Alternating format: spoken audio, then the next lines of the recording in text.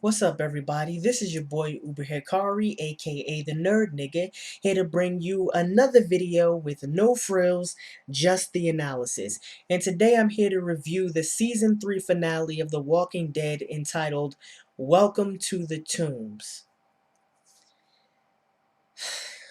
Boy, oh boy. First, let me start off by saying this. It's ironic because last week I was very excited for the upcoming episode, but as you all know, I was greatly disappointed. But this week, I came into the episode not really expecting much of anything, and I was surprised. I was really really surprised at how good this episode was. And I'm going to say that this episode was not just one of the best episodes of this season. This episode was one of the best episodes of the entire series. And I put it either just a little bit below or perhaps even on par with episode 7 of season 2, Pretty Much Dead Already. I mean, this episode, it wow.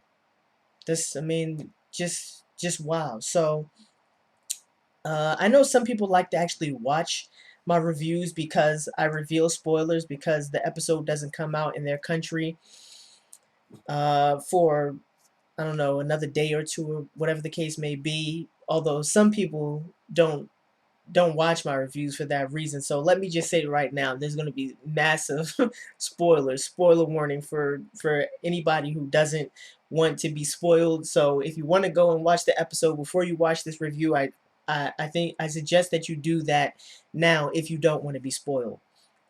So with that being said, this episode, it it brings to the forefront the strength of the show. And I know a lot of people have been asking me, oh, Uber Hikari, it seems like you haven't really liked the last 4 or 5 episodes in a row of The Walking Dead, so why do you still watch it? I watch it because of stuff like this. Episodes like this that bring home a very powerful message, which is this.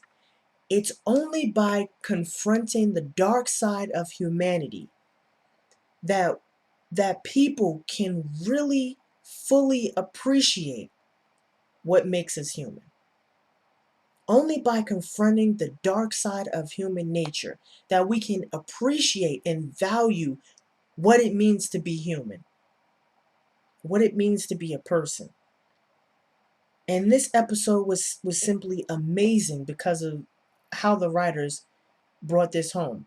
And I'm not going to sit up here and say that this episode redeems the entire season because, to be honest, this was the worst season of the 3. Just flat out. This was the worst season of the 3. It had major flaws with characterization and character inconsistency and pacing, and it was no doubt worse than the second season. But this episode, excellent. It was moving, emotional, had action for people who like action, great characterization, powerful symbolism, just had everything. So first let me talk about the governor. I love the governor in this episode. I love the governor in this episode. And I was like, finally, this is the governor that I wanted to see. And I know I've been saying for quite a while now that I didn't like his character and that he was an enigma to me.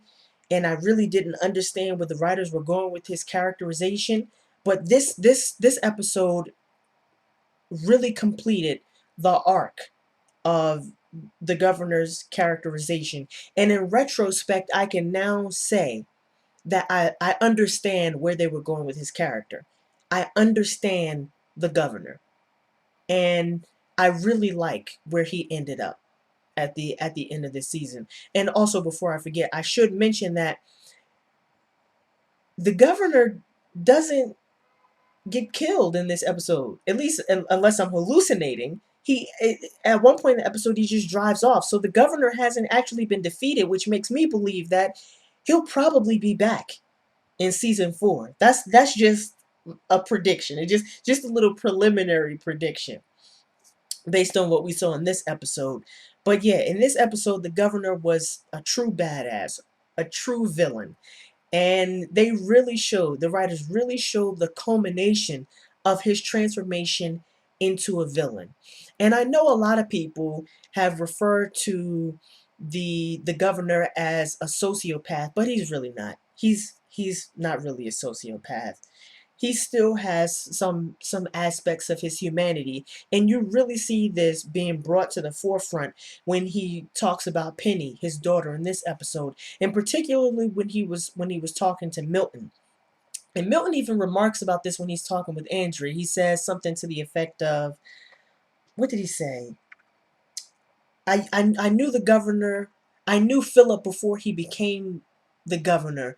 So I know that inside of him there's still some humanity left. I still see that humanity in him. But when Milton was talking to the governor, and he, after the governor's beaten him up and pretty much put him through the ringer and is finally about to kill him, Milton turns to the governor and he says, um, what would Penny think if she saw you now? And then the governor responds, maybe if I would have become who I am now sooner, she wouldn't have died. And that's when you really know that he's not a sociopath. He's really not. That in some way he's been twisted up and corrupted, and just psychologically, from a psychological standpoint, he's been pretty much brought to his knees. And when going back to what I said when he was first introduced, when he wiped out those members of the army or the National Guard, or wherever they were from, he didn't just kill them for kicks. I said this. I said that it almost seems as if he killed them because he couldn't trust them, that he saw that they were in a position of power, that they had all of these weapons, and that he couldn't trust them. He couldn't just take them at their word that they wouldn't try to take over Woodbury, and he killed them for that reason. And he also killed them probably because he simply needed their resources for Woodbury. I mean, that's not the mark of someone who's just a sociopath. And we saw this when he was talking to Andrea, when he was talking about how he wanted to bring back civilization, how he wanted to have Woodbury be a beacon of civilization. So you could see that there was something in him that was striving for bringing back humanity in some sense, not just on a personal level, but on a real social level. And we can see how the zombie apocalypse, in a very visceral way, just precipitated his mental breakdown. And we can also see how the power of becoming the governor corrupted his humanity to such an extreme extent. And this really ties into the theme of psychology that's been prevalent throughout the entire series of The Walking Dead. We saw this in Shane, for example, where at the end of his life he just became paranoid and delusional, and he felt like he didn't have anybody to relate to or anybody to identify with. And that was part of the reason why he was so strongly attached to Lori, because he felt like everything in the world had been taken away from him, and now he had Lori, and he couldn't stand to see Rick take away the one thing that he loved in the world from him, which was Lori. And we see how that made him paranoid and delusional. We saw it with Morgan, for example, in Clear, where his experiences of surviving or living in this zombie apocalypse took away a piece of his humanity, and not just a piece of his humanity, but his conscience as well. And of course we see it in the main protagonist of the show, Rick, where we see his hallucinations. And I'm not sure if it's schizophrenia, but it certainly looks like it's some form of post-traumatic stress disorder, where he has these hallucinations of Lori, and we see those hallucinations being brought on by the guilt of her death. And this was brought up when he talked to Carl as well, when Carl says to him, you didn't take out Andrew when you were supposed to, when he came back and he killed he killed mom. And so we see that this guilt is just eating him alive. And we also see how, in some sense, Lori symbolizes, becomes a very powerful symbol of his conscience. It's sort of externalization of his conscience, is, if you will. And we saw that in the scene with Michonne, where he was about to pretty much hand her over to the governor, and then he looked up and he saw Lori, and then he just changed his mind, which is a very real irony for Rick's character and his characterization, because a lot of people see those hallucinations as him becoming insane or becoming crazy, but in a in a way, the fact that those hallucinations of Lori are acting like his conscience are pretty much the only thing keeping him together in this situation. So that's a very powerful irony and a very powerful symbol. And so we see this theme of psychological breakdown running all throughout the series of The Walking Dead, and the governor is pretty much no exception to that rule. And one of the things that he says to Milton in this episode was, I I I love the smell of gunpowder because it means I survived. It means I'm alive. And this brings up another theme about the question of whether or not this world is worth living in. Because I said this before many, many times throughout my reviews of season 2, where I said being alive has to be about more than just surviving. It has to be a question of, what are you living for? And we see now that survival comes with a huge price, and everybody has to pay the piper. And the toll is, the price is, you have to, in order to survive in this world, you have to give up a piece of your humanity. You have to give up a piece of your conscience. You have to, in some sense, go through a sort of psychological lobotomy. I mean, that's just to put it in those terms, and in medical terms, that's pretty much what's happening to these people. And one of my favorite scenes in this episode that really brought that to the forefront was when the governor finally loses it, when he attempts to attack the prison, and he's been fought off, and his Woodbury army is running away, and he cuts them off in the front of the road, and he tells them, listen, you better go back there and fight. We came to take over this prison. You got to go back there and fight. And then everybody's like, we'll kill walkers, but we're not killing humans, and we're just not fighting in this war anymore.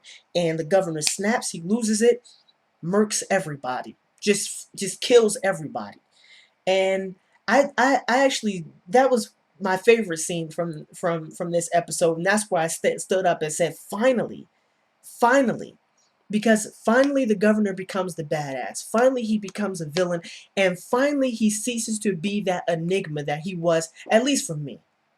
I now understand him, and I understand his psychology, and I see how the true horror of the situation, how that has corrupted his humanity, corrupted his conscience, and really corrupted him as a person. Now let's talk about Andrea. Andrea.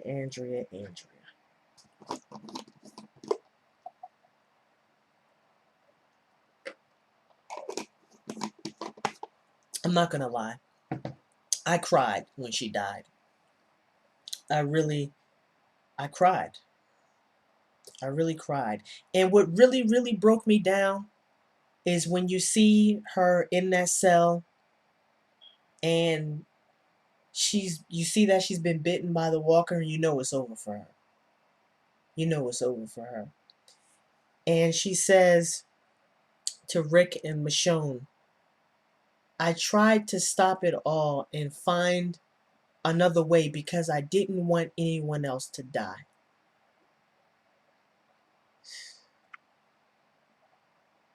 Man.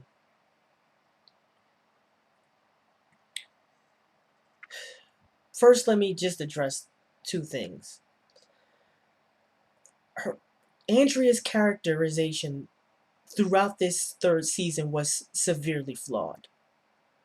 It was severely flawed. She was at times just seemed to be so unrealistic. I mean, I don't know how many times she was warned about the governor and she just never listened to him. And perhaps some people will say she deserved that. She deserved to die for being so naive and gullible. And before I watched this episode, I probably would have said that too. But after this, her death was just, nobody deserves to die like that. Nobody. Well, maybe except Merle, because Merle was a real psychopath. A real psychopath and sociopath. But Andrea wasn't, and she really didn't. But I don't want it to make it seem as if I'm saying that this episode redeems her character, because it doesn't. Her character was really severely flawed. And the second thing that I want to say before I get into analyzing her in this episode is that part of the downfall of her character and characterization was her sexual relationship with the governor. That just really brought her character down. And in a lot of ways, it really reduced her character to a, sexist female archetype, like I said, um, about 4 or 5 reviews ago. So there's that. Oh, and the third thing, before I forget, I almost forgot. The Walking Dead, the writers of The Walking Dead have a really horrible habit of really fucking up female characters and then killing them off. They did it with Lori and they did it with Andrea, and I it rubs me the wrong way. It rubs me the wrong way that they continuously fail to write believable and complex and challenging female characters. Maggie doesn't cut it. Carol doesn't cut it. Michonne definitely doesn't cut it. Andrea was the female lead and they fucked her up. And I don't like the way they fuck up their female characters, then try to redeem them, right while they're about to die. I don't like that at all. But in terms of this episode, I will say that I do like the way they completed the arc of her characterization. In this episode, I felt like Andrea became a fully realized person, a fully realized character. And they created an identity for her that had nothing to do with the governor. Really didn't have anything at all to do with the governor. And like I said before, that's essential for female characters, that they have identities that don't hinge on them, fucking other characters. That they have separate actualized identities. And I really liked how they executed her death. I liked the way how she took her life into her own hands at the very end. And I love what her death symbolized and what it really brought home for the viewer. It brought home for the viewer that the Walking Dead world is one in which the people who strive for peace die. Just like Morgan said, that what did he say, the weak are the ones who inherit the earth, or something to that effect, something like that. And that motif was brought back center stage in this episode. And that's a harsh and brutal realization. It really is. Because it means that even the people who are willing to to sacrifice and strive and struggle for peace and hope, those are the people who die. Those are the people who are casualties of war, and those are the people who suffer the most.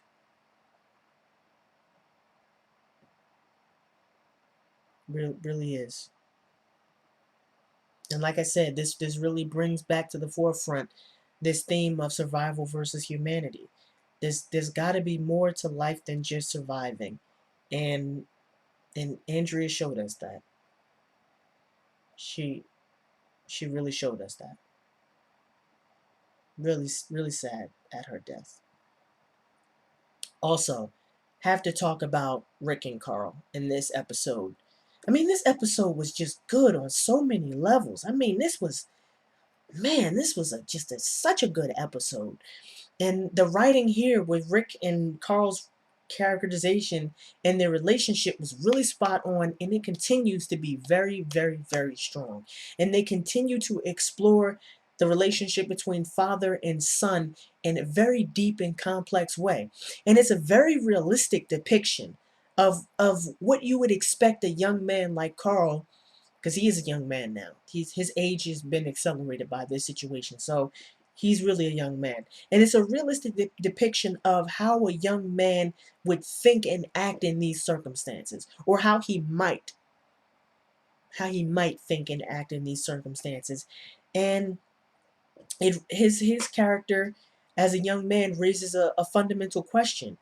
What does it mean to have to grow up in a world where you have to sacrifice a piece of your humanity to stay alive? That's the fundamental question that Carl's character raises. And we see Carl steadily and continuously developing his own beliefs about how to live in this post-apocalyptic world. And in this episode, he pretty much gunned down somebody who seemed to be surrendering, who was no longer a threat to him, murked him, just completely gunned him down. And you can't even say that he was wrong. That's the crazy part about it. You can't even really say that he was wrong because his reasoning was so concise and so clear. And he turned to Rick, and he he basically said, look, the world we live in is a world in which you have to kill or die, which is an echo of precisely what the governor told Milton before he offed Milton. And he said, I didn't kill that walker. I, and he turned around and he attacked Dale and killed him. You didn't kill Andrew when you were supposed to. He turned around, he came back, and he killed Mom. You let the governor go. You didn't kill him when you had the opportunity. Remember when Rick went to those negotiations? Carl said you had an opportunity to kill him. You didn't kill him, and now he killed Merle, and now he's attacking us. You can't even argue with that type of reasoning. And I love the way that they're developing Carl. They're giving him an identity. And not just an identity, but they're giving him an ideology, a way of looking at the world, and a way of living in the world. I really like that. And it's scary because of the way he's starting to mirror the governor. That's scary. And I know Rick has to be recognizing those qualities of the governor in his son. And that must scare the hell out of him. It must scare the absolute hell out of him.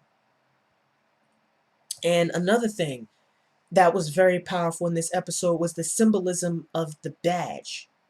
That was probably the most powerful symbolism in this episode. So Rick's deputy or his sheriff or his police officer's badge that Rick gave to Carl. Rick took the badge out of his pocket, threw it on the ground, and it symbolized two very important things. First, it was obviously, self-evidently, a rejection of parental authority. And of course, all children go through this, but especially young men in relation to their fathers, where they get to a point in time where they say, I have to have my own beliefs. I have to have my own ideologies about the world.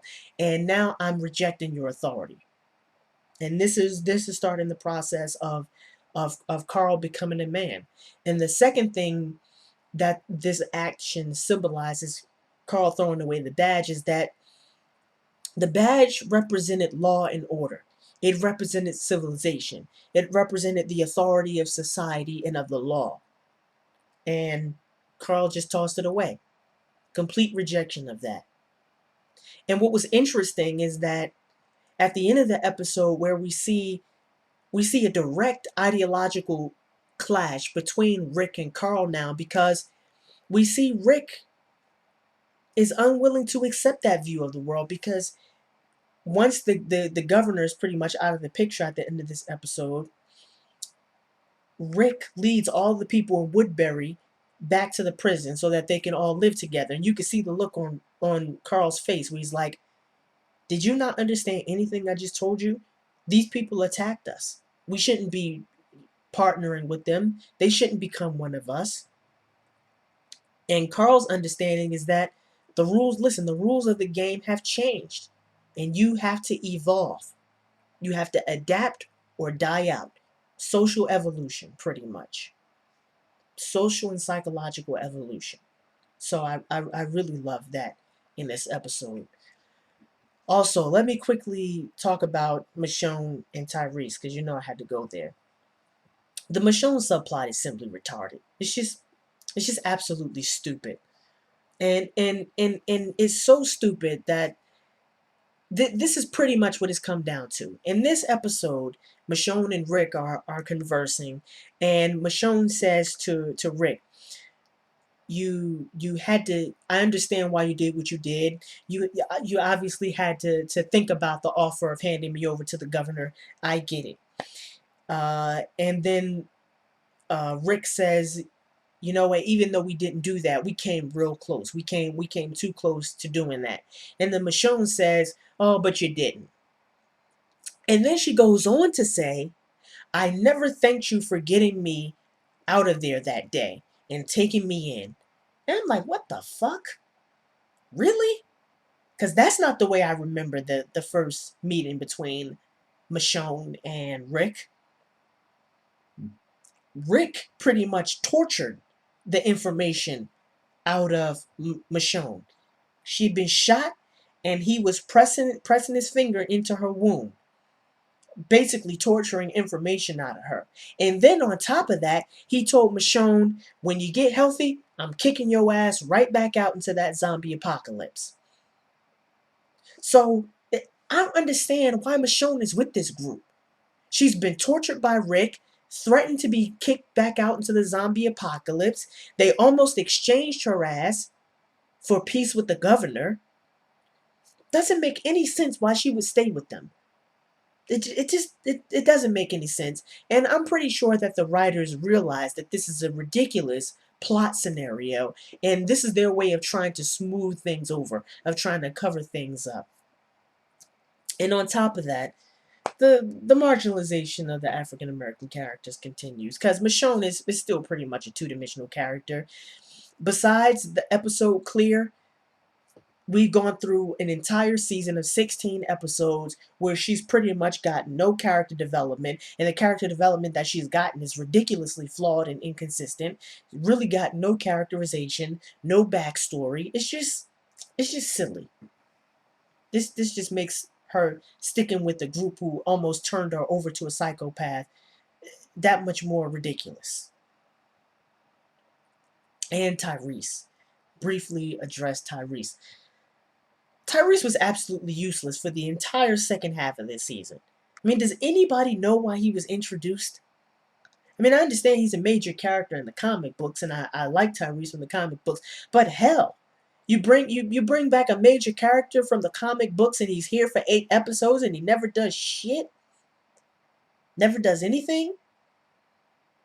Really doesn't make sense why he was even brought into this TV show. Doesn't make sense at all. But besides those two things, this was an absolutely fantastic episode of The Walking Dead. It was everything I could have wished and hoped for as a season finale for season 3. It was phenomenal. Absolutely phenomenal. And like I said, this episode doesn't redeem season 3 because this season was definitely shaky, but this was a fantastic way to end the third season of The Walking Dead. So this was your boy Uber Hikari, aka the Nerd Nigga. Just brought you another video with no frills, just the analysis. Peace and have a blessed day, and I will see you guys for the season 4 premiere of The Walking Dead.